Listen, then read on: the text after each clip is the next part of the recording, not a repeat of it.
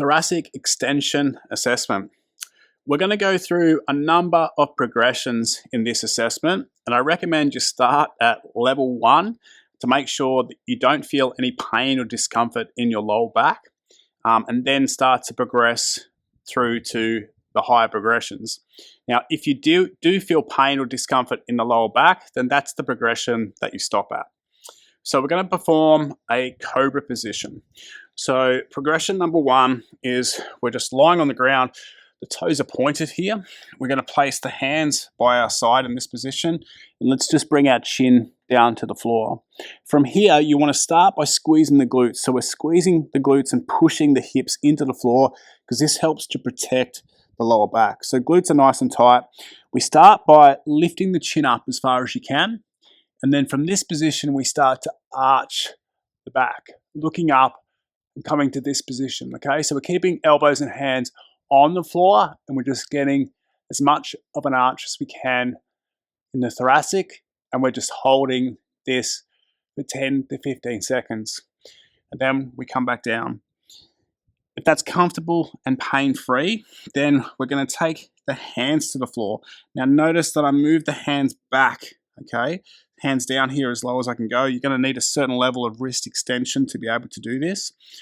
Then from this position here, again, we start chin on the floor, squeezing the butt, lifting the chin up, arching the back, pulling the shoulder blades back down.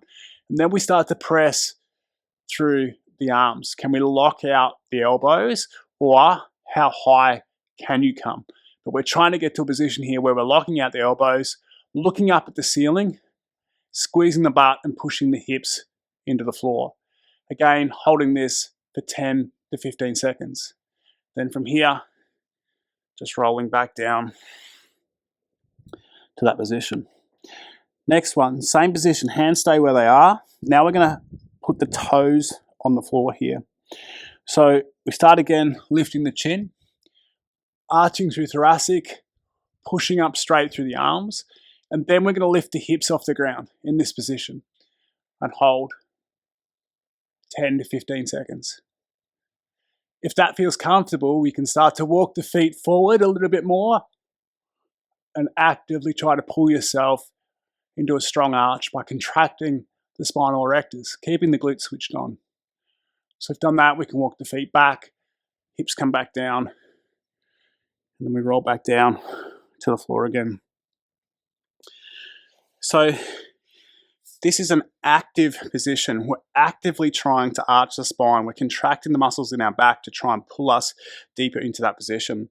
Like I said at the start, we want to start slow, keep the glutes contracted in all variations of this movement, and only work up to the variation that is pain-free. If you feel pain or discomfort, then that's where you stop. It's best to video this from a side view because we want to obviously be able to see the level of spinal extension that you're getting and the progression level that you're working towards. This is the spinal extension assessment.